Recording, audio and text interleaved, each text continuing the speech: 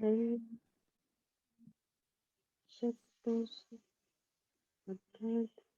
अध्ययन के इस सेशन में आप सभी का स्वागत, जहां हम राणा सर के साथ भगवत गीता की दूसरे अध्याय को में जाना। और अभी चर्चा चल रही थी धर्म के विषय में कि धर्म के अनुसार क्यों युद्ध करना और किन चीजों का ध्यान रखना आवश्यक है। कल सर ने समरी बताई थी हमें। सर से अनुरोध कि आज की चर्चा की शुरुआत करें। सर को प्रणाम।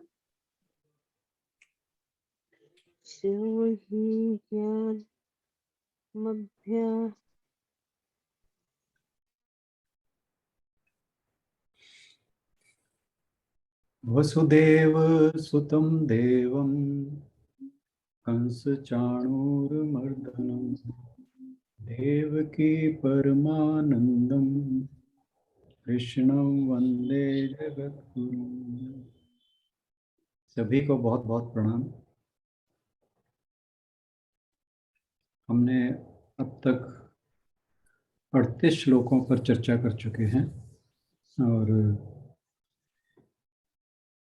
11 से लेकर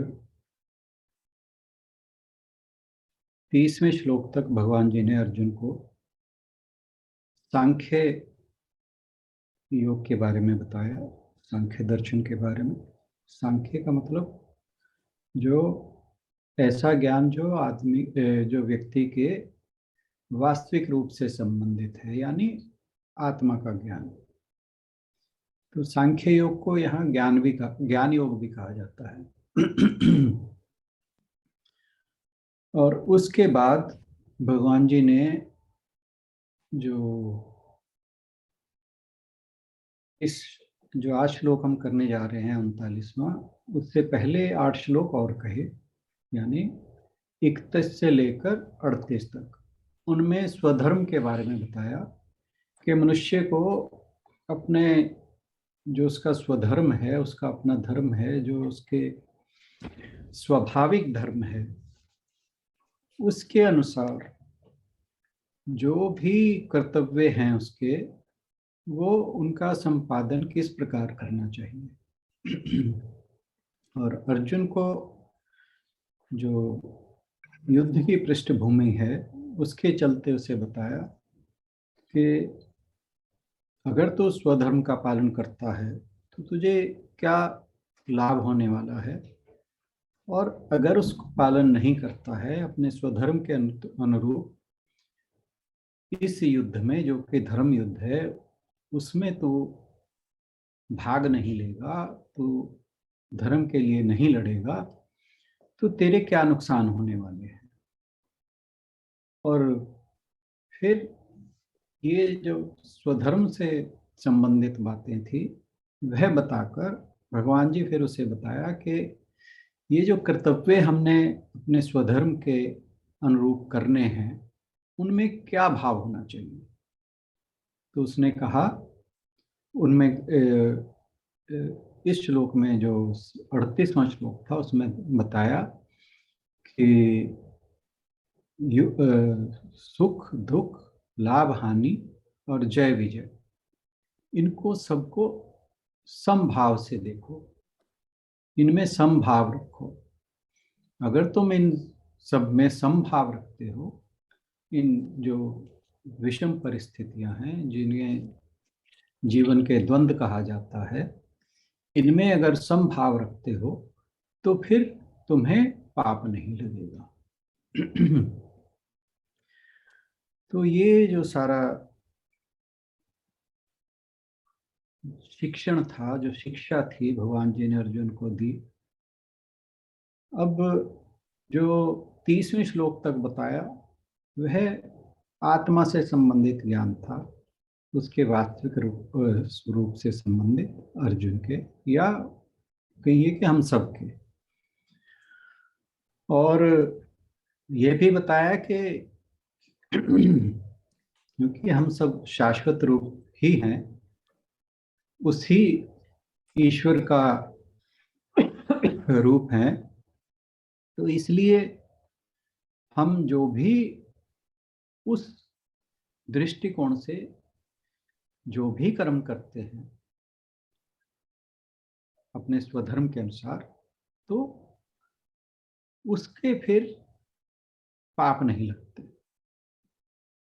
यानी जब कहा था कि अगर, क्योंकि आत्मा का वध नहीं होता और आत्मा वध करती नहीं है, इसलिए यदि तुम्हारे हाथ से तुम्हारे स्वजन मारे जाते हैं तो तुम्हें कोई पाप नहीं लगेगा। तो उससे हमें एक बात समझ आनी चाहिए कि जो भी हम कर्म करें, अगर हम स्वधर्म के अनुसार करते हैं और यह जानकर करते हैं कि ये जो, और उनसे ऊपर उठ के करते हैं, और ऊपर उठ के मतलब कि जो सुख दुख, लाभ हानि और जय विजय, तो उनमें अगर हम समभाव रख के और यह जानते हुए कि ये जो कर्म हम कर रहे हैं ये हमारा शरीर नहीं,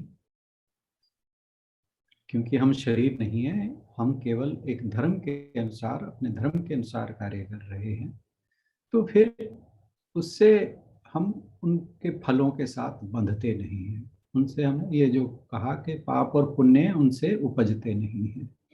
और इन्हीं कर्तव्यों की लेकर बात जो है वो आगे चलेगी। और भगवान जी फिर 39वें श्लोक से एक नई शिक्षा को शुरू करते हैं, जिसमें जो हम सब के जीवन से बहुत क्लोजली रिलेटेड है। तो पहले आशु जी से अनुरोध के श्लोक पढ़ते हैं, फिर उसके ऊपर चर्चा करते हैं। हाँ जी सर। एषा ते विहिता सांख्ये बुद्धिर्योगे त्विमां शृणु बुद्धया युक्तो यया पार्थ कर्म बंधम प्रहास्यसि। सर आप अनुवाद कर दें, मेरी बुक में हिंदी में नहीं है आज अनुवाद। कोई बात।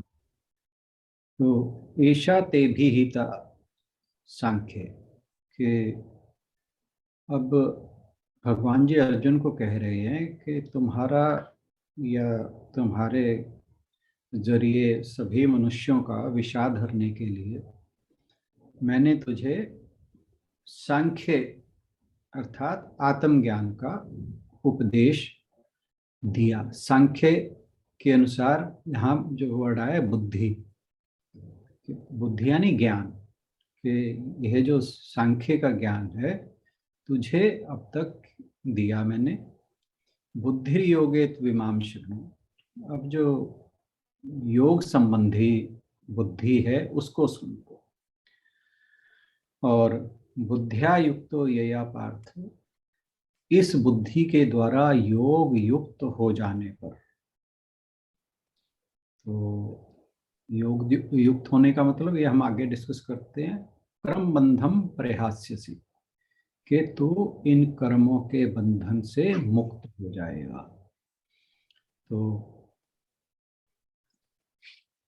अर्जुन को उसका विषाद दूर करने के लिए जो सांख्य यानी आत्मज्ञान का उपदेश भगवान जी ने दिया, तो वह कहा कि अब तक मैंने तेरे को सिर्फ सांख्य योग का उपदेश दिया ताकि जो आत्मज्ञान है उसको जानकर कैसे व्यक्ति का, प्राणी का मोह दूर होता है वो मैंने तुझे समझा दिया।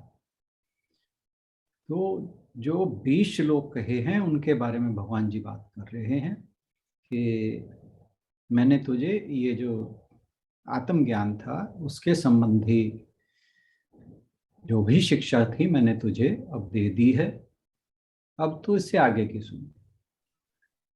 अब ऐसा नहीं कि यहाँ पर जो इन 23वें श्लोक तक जो बात कही 11 से 23, उसके बाद भगवान जी ने बात खत्म कर दी ज्ञान योग संबंधी।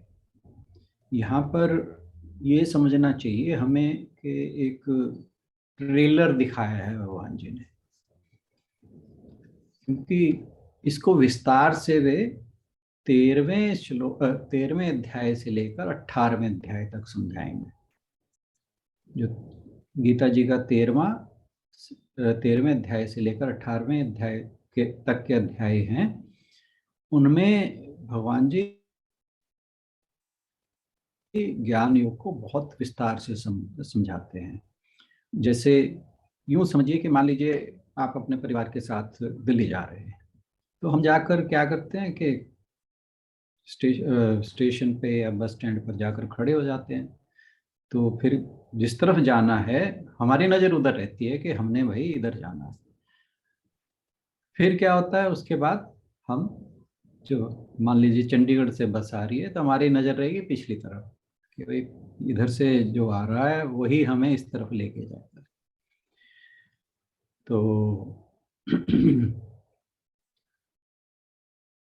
तो अब होता क्या है कि हम जब एक बार चल पड़ते हैं, जब गाड़ी में बैठ जाते हैं, पहले तो ये सारी जो 30वें श्लोक तक की बात थी, ये समझिए कि हम बस स्टैंड पर खड़े थे।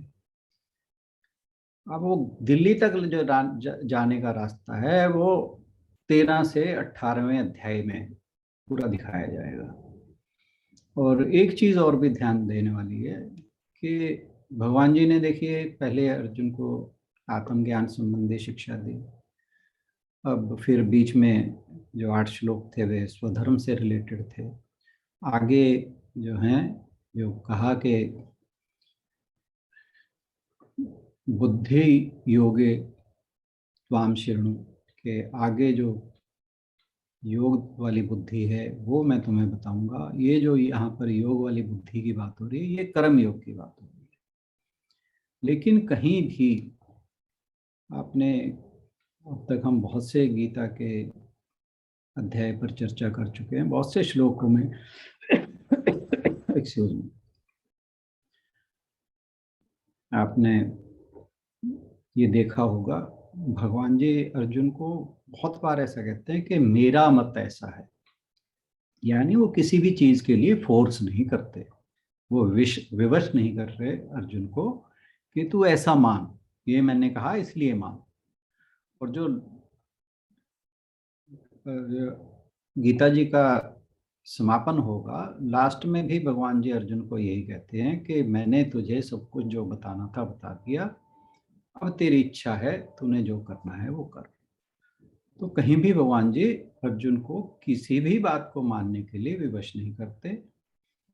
और ये एक बहुत ही उच्च कोटि के टीचर की निशानी है कि वे अपने शिष्य को सब कुछ समझा रहे हैं, और जो उचित निर्णय है वो शिष्य ने ही लेना है कि उसने उन टीचिंग्स को, उस शिक्षा का कैसे इस्तेमाल करना है। तो इस श्लोक से भगवान जी जो सांख्य दर्शन था उसका समापन करते हैं, और अब बताएंगे, जो आगे बता रहे हैं आने वाले श्लोकों में बताएंगे वो, क्योंकि ये हमने बात की थी कि बहुत हाई लेवल की टीचिंग थी और ये सबको समझ आने वाली नहीं है। और जो चीज हमारे दैनिक जीवन से जुड़ी हुई है, जब वो हमें बताई जाती है तो हम ज्यादा इजीली उससे रिलेट कर पाते हैं। तो जो अब आने वाले श्लोक हैं वे सारे इतने प्रैक्टिकल हैं कि वो डायरेक्टली हमारे जो दैनिक जीवन है, हमारा सामान्य व्यवहार है, उससे बहुत ज़्यादा रिलेट करते हैं। परंतु पहुंचना हमें उसी मंजिल तक है जो भगवान जी ने 11 से लेकर 30वें श्लोक तक बताया। उन 20 श्लोकों में जो ज्ञान दिया, पहुंचना वहीं तक है। और अभी ये जो शिक्षा शुरू हो रही है, ये थोड़े से जो मैंने कहा ना कि भाई हम बस स्टैंड पर जाके फिर पहले तो देखते हैं कि हमने जिधर जाना है उस तरफ देखते हैं, फिर उसके बाद हम पीछे की ओर देखने लगते हैं कि बस पीछे से कहाँ से आ रही। जब तक वो बस नहीं आती तब तक हमारा ध्यान पीछे ही लगा रहता है। तो ये समझ लिए कि ये जो अब आगे श्लोक शुरू होने वाले हैं, जो कर्म योग की बातें शुरू होने वाली, वो थोड़ा सा निचले लेवल की है, परंतु जाना वही है। और ये एक दूसरा जरिया है उस लक्ष्य तक पहुंचने का। वो कौन सा है? वो है कर्म योग। कि कर्म योग के द्वारा, कर्म योग करेगा क्या, ये हम अभी आगे चर्चा करते हैं। क्योंकि पहुंचना तो आत्मज्ञान तक ही है, और उसके लिए कर्म योग एक मतलब इजीली अवेलेबल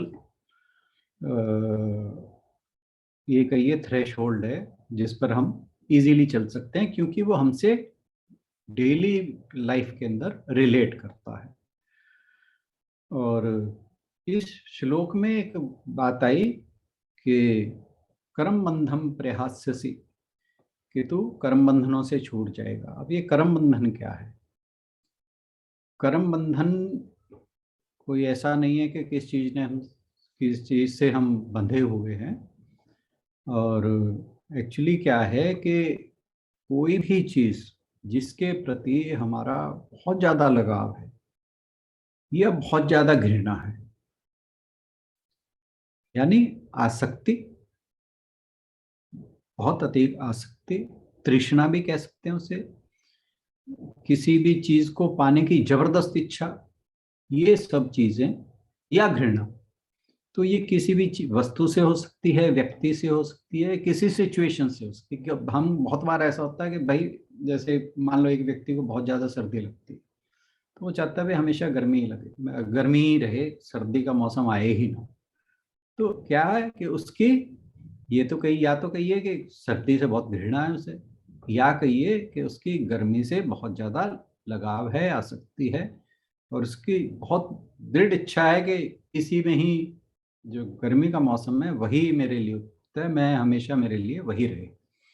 तो किसी भी वस्तु, व्यक्ति या स्थिति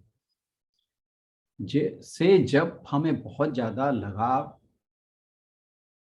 होता है, या उसके प्रति तृष्णा होती है, या जबरदस्त इच्छा होती है, या फिर घृणा होती है, तो जिस चीज से हमें बहुत ज्यादा लगाव या घृणा है, वो चीज ही हमारे बंधन का कारण है। कोई ऐसा नहीं है कि कर्म बंधन है कोई ऐसी चीज है जिसने हमें बांध के रखा हुआ है।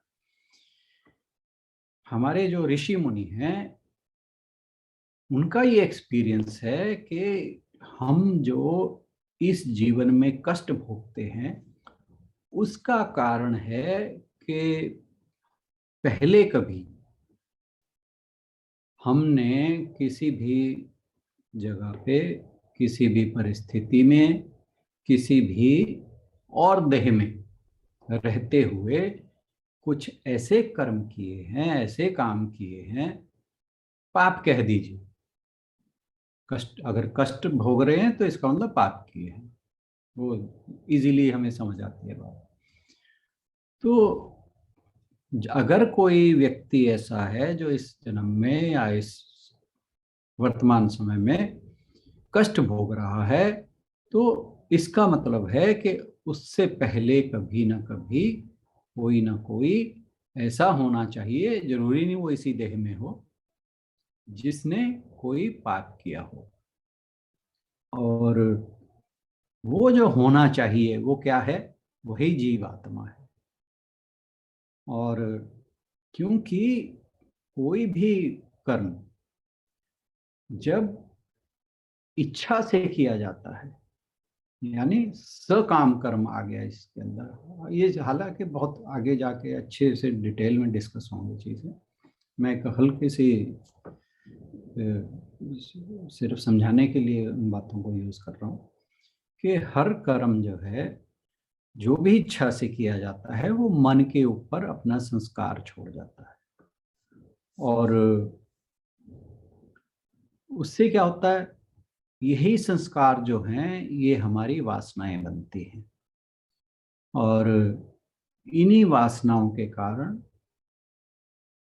और या कहिए कि हमारी जो इंक्लिनेशंस हैं, इच्छाएं हैं, उनके कारण जो जीव है वो किसी खास जगह पर, किसी खास परिस्थिति में जन्म लेता है। वो संस्कारों के कारण ही हमें एक विशेष परिस्थिति और विशेष जगह पर हमें देह मिलती है या शरीर मिलता है या कहें कि जन्म मिलता है। तो सभी व्यक्तियों को जो भी अपने पूर्व जन्मों में किए हुए काम हैं, चाहे वो अच्छे हैं चाहे बुरे हैं, उनके कारण हमें कष्ट या सुख मिलना ही मिलना है। और जब व्यक्ति का मन शुद्ध हो जाता है,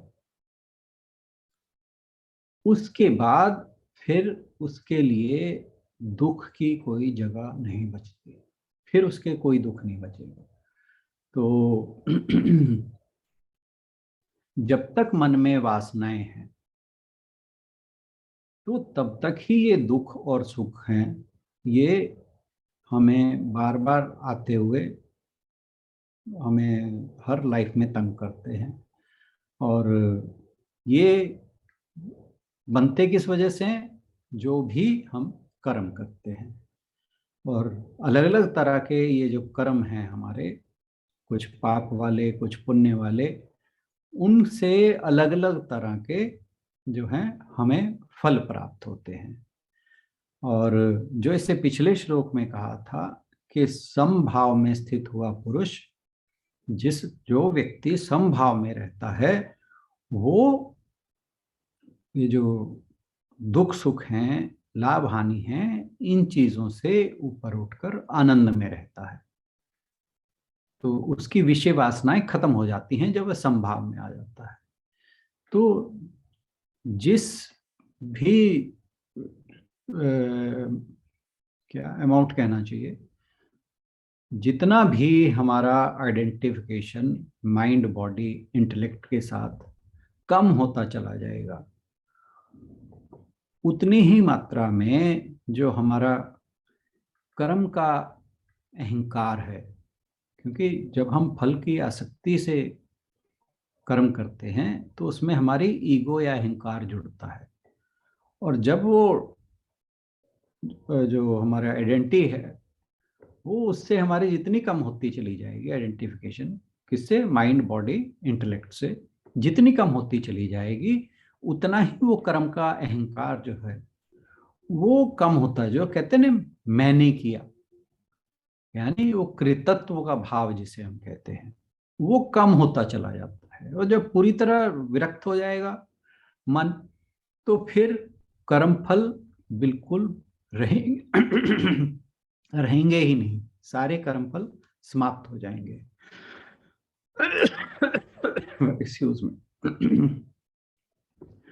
तो भगवान जी कहते हैं कि अर्जुन, अब तक मैंने तेरे को आत्मज्ञान दिया, अब तू कर्म योग वाली बुद्धि सुन। तो कर्म योग वाली बुद्धि क्या है कि कर्म फल से कैसे बचा जाए, कर्मों के बंधन से कैसे बचा जाए। और फिर एक आया है, योग की बात आई है। योग का योग, वैसे तो हम जो आजकल योग की बात होती है वो ज़्यादातर कुछ आसन और प्राणायाम की बात होती है। और जबकि योग बड़ा व्यापक शब्द है, उसे अगर सिर्फ सिंपल सी भाषा में कहा जाए तो उसका अर्थ है कि अपने आत्मा के साथ युक्त हो जाना, अनात्म भाव से हटकर आत्म भाव के साथ युक्त होने का नाम ही योग है। और अब भगवान जी जो कह रहे हैं कि कर्म योग की शिक्षा दे रहे हैं यहाँ पे, कि तुझे कर्म कैसे होने चाहिए उसकी शिक्षा देते हैं। तो एक तरफ तो भगवान जी यहाँ कह रहे हैं कि तू कर्म बंधन से छूट जाएगा, दूसरा पे कर्म योग के बारे में बता भी रहे हैं। तो कर्म योग का यहाँ पर ये कहना कि तू कर्म बंधन से छूट जाएगा, और यह कि तू ऐसे कर्म कर, मतलब एक तरफ तो कह रहे हैं भी कर्म बंधन से छूटना है, फिर कह रहे हैं कि कर्म ऐसे कर। तो यहाँ पर जो बात आई है वो ये है कि जो ये कर्म योग है, इसके द्वारा मन का शुद्धिकरण करना है। क्योंकि जब हमारा अंतःकरण शुद्ध हो जाएगा कि जैसे वो अष्टांग योग में हमने बात की थी कि यम नियम प्राणायाम प्रत्याहार धारणा ध्यान समाधि, वो 8 अंग हैं। तो जो ये यम नियम आदि कर्म हैं, इनके द्वारा हमारा अंतःकरण शुद्ध होता है। और अंतःकरण शुद्ध होने से क्या होगा कि हम ज्ञान के अधिकारी हो जाएंगे। फिर वो जो आत्मज्ञान संबंधी बातें भगवान जी ने 11 से 20 श्लोक तक कही हैं, वो हमें समझ आनी शुरू हो जाएंगी, उनका हमारे ऊपर असर होना शुरू हो जाएगा, हम उस आत्म भाव में स्थित होना शुरू हो जाएंगे। तो यहाँ पर जो कर्म योग की बात भगवान जी बता रहे हैं, वो इसलिए बता रहे हैं कि उन्हें ये लगा कि ये जो मैंने ज्ञान योग की बात बताई है, आत्मज्ञान संबंधी शिक्षा दी है तुम्हें, कि शायद अभी तुम्हारा मानसिक दशा वहां तक नहीं पहुंची। तो इसलिए अब उस मानसिक दशा से उबरने के लिए, अंतःकरण को शुद्ध करने के लिए जो किस प्रकार के कर्म करने चाहिए, किस भाव से कर्म करने चाहिए, एक बात तो बता दी कि समभाव में रहकर काम करना है, बाकी आगे बताएंगे। और तो जो अब जो तू है वो कर्म योग वाली बुद्धि सुन, क्योंकि कर्म योग वाली बुद्धि से कर्म करने से तू कर्म बंधन से छूट जाएगा। यानी यहां पर यह समझने वाली बात है कि कर्म ही कर्म को छुड़वाएगा। ठीक है ना, कि ऐसा कर्म करना है कि कर्म बंधन से छूट जाए, तो कर्म ही कर्म को छुड़वाएगा। जैसे हम कहते हैं ना कि लोहा लोहे को काटता है या कांटे से कांटा निकाला जाता है, ऐसे ही कि कर्म से ही कर्म छोड़ना है। तो फिर कहा कि अगर तुम जो कर्म करते हो, वो 38वें श्लोक में पहले ही कह दिया है कि जब इस बुद्धि में जो कर्म करने की बुद्धि है, जब वह समत्व से काम करेगी तो फिर कर्म बंधन में फंसना नहीं पड़ेगा। क्योंकि जो कर्म के फल हैं वो मनुष्य को बांधते हैं, और उनको तोड़ने का तरीका जो है वो कर्म योग है। और फिर आगे और ये कर्मयोग के विषय में भगवान जी आगे बताएंगे अगले श्लोकों में। आज के लिए इतना ही, धन्यवाद। Thank you so much Rana sir आज के श्लोक के लिए। आज हमने सांख्य योग का अंतिम श्लोक सर ने बताया कि हमने पढ़ा, और कल से हम आगे बुद्धि योग के बारे में सीखेंगे।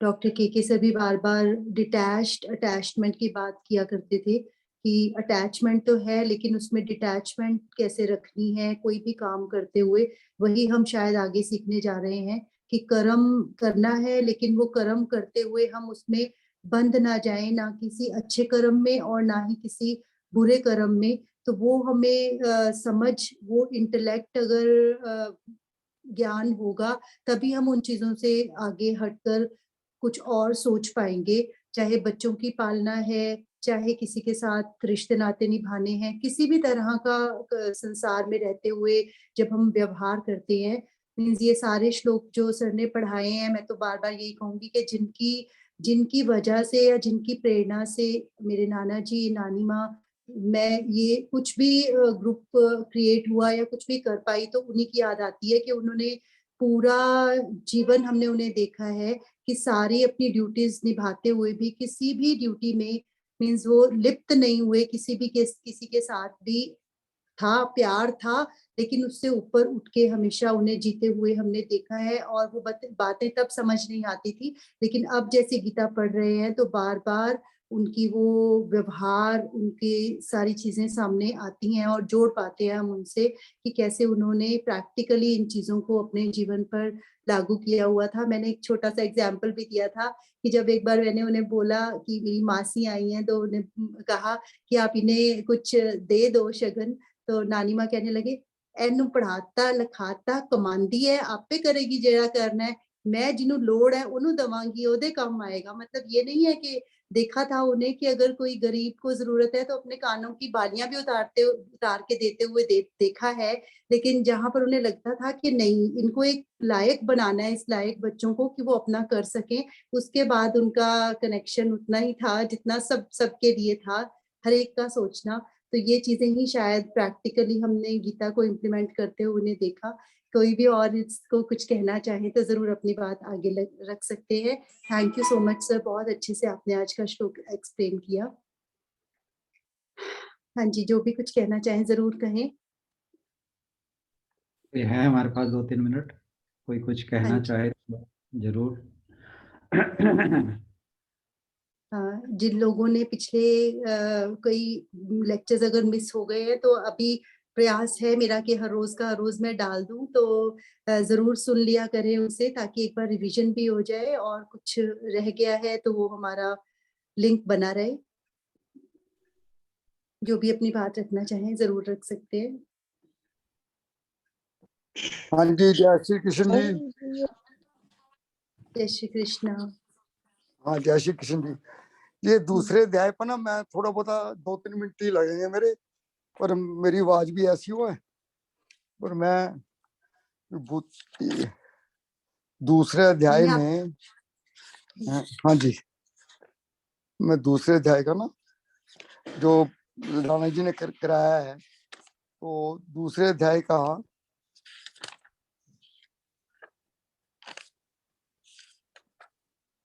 जो पहला श्लोक में संजय जी की तरफ से है। संजय जी कह रहे हैं अर्जुन के लिए, जो कि शोक युक्त और आंखों में आंसू लिए करुणा से व्याप्त है। दूसरे तीसरे श्लोक में भगवान जी ने भी समझाने की कोशिश कर रही है, भी अर्जुन तू हिजड़िया वाला काम, पुस्तका वाला काम मत कर। गुस्से में कहा है ये बात, भाई तू पुस्तकों की तरह मत कर, ये तेरे योग्य नहीं है, तू दुर्बलता को छोड़कर युद्ध के लिए खड़ा हो जा।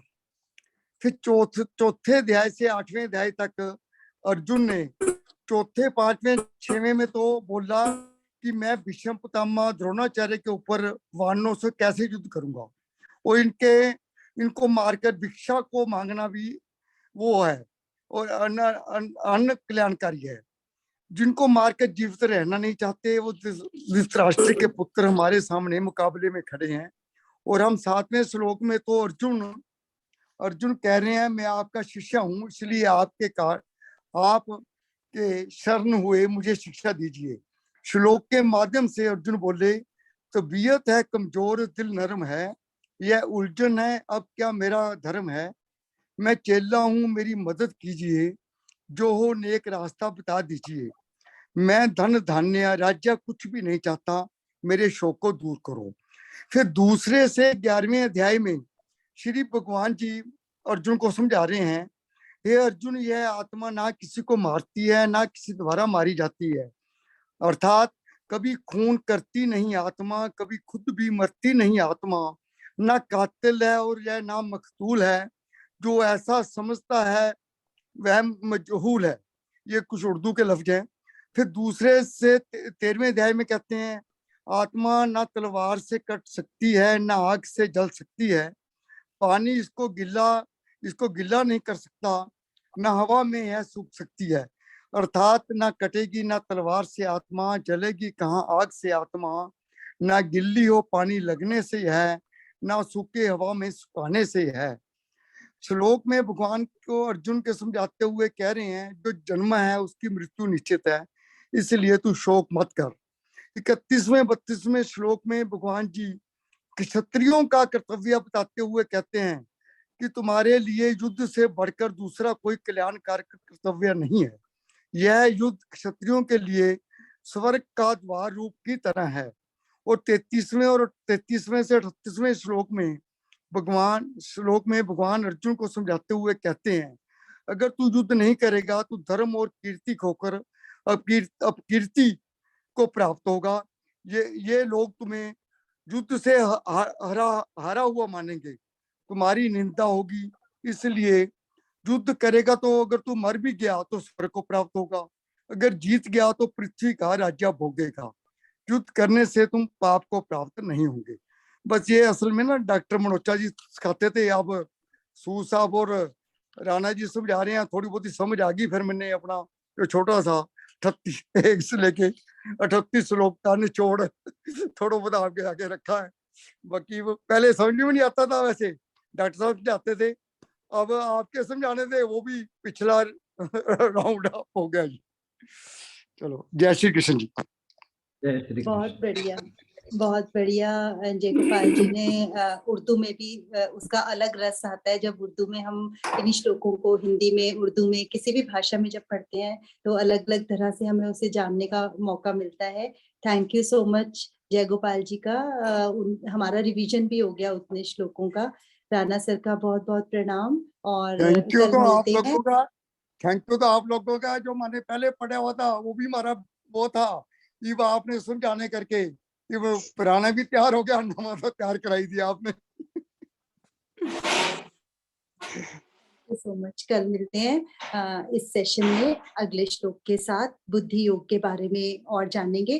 किसी का भी कोई प्रश्न हो, या जैसे संगीता जी ने आज काफी दिन बाद ज्वाइन किया है, बीच में कुछ और भी हैं जो जिनके मिस हुए हैं, तो पुराने लेक्चर्स को एक बार रिवाइज कर ले। बहुत ही अच्छी चर्चा रही और सर का भी एक बड़ा अच्छा डिसीजन रहा दूसरे अध्याय को शुरू करने का। उन्हें बार बार सुने और कल अगर कोई प्रश्न हो या कोई संशय हो तो जरूर अपनी बात आके रख सकते हैं। सूद सर ने ज्वाइन कर लिया है सौभाग्य से आज, तो आज उनके साथ चलते हैं अगले सेशन की ओर।